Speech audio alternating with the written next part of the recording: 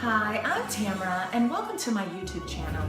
Today we're going to talk about two different topics. We're going to talk about getting to work and to other places on time, and we're going to talk about decluttering. Decluttering in the new year, which is 2018. By the time you're watching this, maybe it's 2025, I don't know. So we want to get our houses in order and get our lives in order. Me personally, I guess being in a counseling field, I can see how clutter and being late to places correlate with each other. So sometimes, and not always, you'll see people with one of those issues also have trouble with the other because it's a psychological thing. What does it all represent? They have a lot going on. They also feel overloaded sometimes psychologically or mentally. Maybe they have way too much on their plates, too much pressure. And so what happens when you have too much pressure? Things spill over. I always say, I have a box, and once that box is full of all the things I have to do for work, all the different things that I need to get done, then what happens? It starts to spill over. Well, the things that spill over, I'm not going to be able to get to. But the problem with having a lot of clutter is you're really sending yourself a subconscious message that in some ways you don't matter. Everyone else matters, everything else matters, everything else and everybody else is a priority, but what's important to you, which is having a nice, neat, clean, tidy house, is not as important, even though it's important to you. So this year, figure out some ways to put yourself first. Now, if you don't care about having a house that's full of clutter and that's a total mess, I don't care. I mean, I'm cool with it. I mean, if it doesn't bother you, it doesn't bother me. But when it starts to bother me is when it bothers you. So you gotta take action. You're gonna have to do something about it. So first, let's talk very briefly about getting to places on time.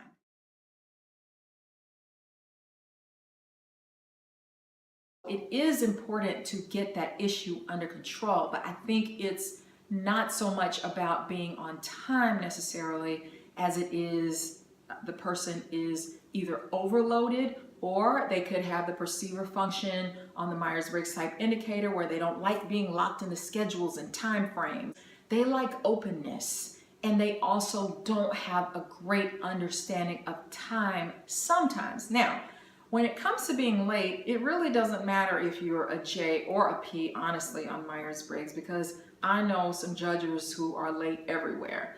So it more so has to do with them not really understanding the concept of time and how it actually works. In my head, I always remember that time is constantly moving. It never stops. So just because you stop doesn't mean that the time is stopping with you. It's not. I have observed people who are late everywhere or late to things, and they will do things like, let me look at these shoes. Which pair do you think I should wear today? And I'm like, you should probably wear any pair. Who cares? You're fixing to be late to work. Put on a pair and go on. I've also observed people taking a few minutes to stand and watch the news. Let me see what the weather is going to be like. And they're just standing there, and I'm thinking, aren't you late for work every day? Why are you standing? I would never, if I know I'm about to be late somewhere, I am not going to stop and watch the news. I might turn it up loud enough. So the trick is when you're doing one thing, you need to be doing another. You need to be multitasking. When I know that I'm going to be late, I'm going to have a comb in one hand and I'm going to be opening up my little makeup kits and where are my brushes and putting everything. So I'm doing two things at the same time. What two things can you always be doing at the same time? And you have to tell yourself, I have to keep moving. I cannot stop for any reason. Always be doing something. Never, ever, ever stop.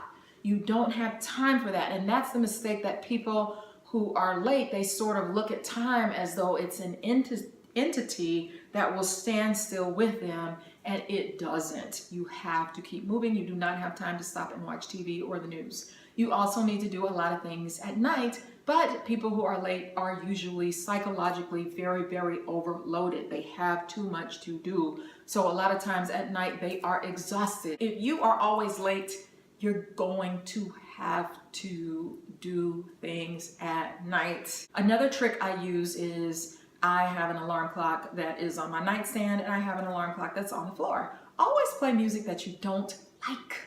Why would you play music that you enjoy so that it can lull you back to sleep? Pick the most annoying music in the world. And the reason why I have an alarm clock on the floor is because that music is going to drive me crazy and it's going to force me out of my sleep to go and at least turn it off a couple of times. You also want to set your alarm clock to sort of trick yourself a little bit. It looks like you have less time than what you really do. That kind of helps psychologically. So you have to force yourself into a new pattern and keep things moving. Move, move, move, move, move. There's no time to stop or waste and do two things at the same time. Okay, now let's talk about decluttering. When your house is very chaotic, how do you feel? You feel chaotic. That chaos, that clutter, it represents you and how you're feeling. The problem is nobody can be perfect all day long, do everything that everybody wants them to do every second of the day. It's exhausting. It has to leak out somewhere, just like when my box is full, it's going to spill over, and there are things that I'm not going to get to. Plain and simple. So what things in your life are you letting spill over? Remember, this year we want to make you a priority. I have a friend who is like, you know what? People at work will work me to death, but I like a clean house. So she will get up early in the morning, like earlier than normal, to clean up her house so that when she gets home, it's nice and neat. She also feels really amazing when she comes home on the weekend and her house is nice and tidy and clean. It's like a gift to herself. So she'll push through during the weekday. She'll put in an extra hour a day just focusing in on cleaning. And one of the things you can do is get a timer. And I know some people say, well, I have a timer on my cell phone. Well, use that if you like that, but I don't know. Sometimes I like little fun, cutesy things. So this is an owl. It makes a really loud sound so that no matter where I am, I can actually hear it. Because at that time, I like to put my phone somewhere that I can't reach it. If I'm focused on cleaning up and I've set my little timer for an hour or 30 minutes or 20 minutes, I'm not going to have that phone as a distraction. And remember, people who have difficulty with clutter, they're going to stop and have time for everything. Wait a second, let me see who just texted me. Oh, you're wasting time. That's your reward. So you want to also build in some reward systems for yourself. If I clean up for 20 minutes, I get to go eat that candy bar that I've been craving. Make yourself wait on some things that you want so that you get to the things that you do want. You can say, okay, I'm setting a timer for 20 minutes. Here is a big garbage bag. I need everybody to go grab 10 pieces of trash and put it in this garbage. You know what I'm saying? Something that needs to be thrown away from somewhere. It could be your kid has kicked a chip bag under their bed. Go get everything that you can think of in this 20 minutes and throw it in the trash. And that way, everybody's cooperating, everybody's on the same page, and you're designating time. If you don't designate time, and I know people who get stressed out and frustrated about time limits and constraints, but time is your friend and you can use it in your favor. And if there's something that's driving you up a wall, then you need to utilize that time to help you get something accomplished. If you don't set it aside, you'll never do it. You'll never get it done. Another trick that I use for decluttering, and I know a lot of other people do too, is I like to use containers and bins. So take a look at what I've done with some green bins in my laundry room.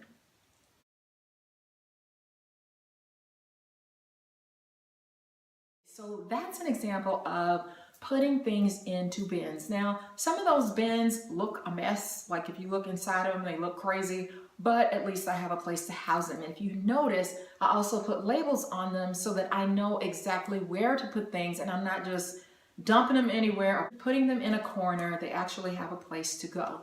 So check out a few more places where I have bins and containers because it makes things look so much nicer and neater, and it helps you to stay more organized.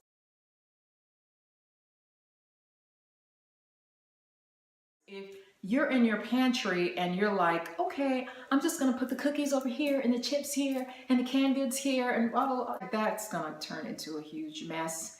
And if you like mess and you don't care, then it's cool. But if you want it neat, use bins, baskets, and tins, or I don't know what other word. So check this out.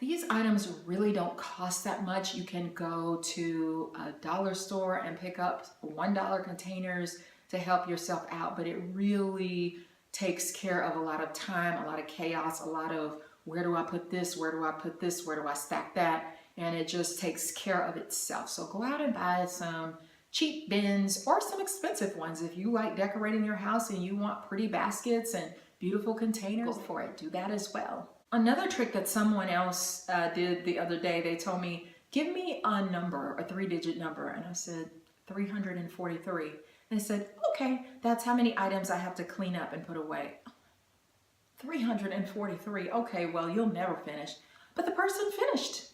They did. They cleaned out their purse and they counted every single item in their purse and other places that they had to do something with, and they finished it. It took them a couple of hours, but they had a nice, neat purse when they finished. So you might want to play little games with your family like that. Like, everybody go and pick up 10 pieces of clothes off the floor and put them in the stack based on color, and you have 10 minutes to do it. It's all about using time to your advantage. The other thing is you want to donate. Have a designated time during the year that you donate. I always do it during the summer.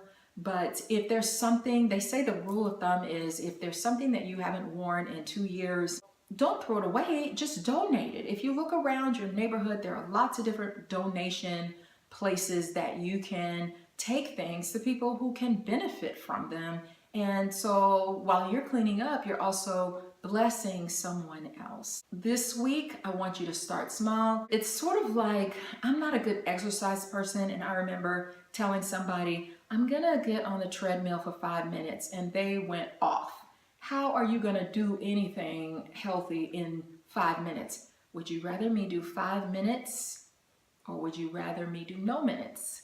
Because 5 minutes a day, 5 days a week, that's 25 minutes that I wouldn't have used. And then you can build from there. So if you have a trouble getting started, start with 5 minutes and make yourself do that every single day, even if you don't feel like it. So get started with decluttering today. Don't wait, don't put it off.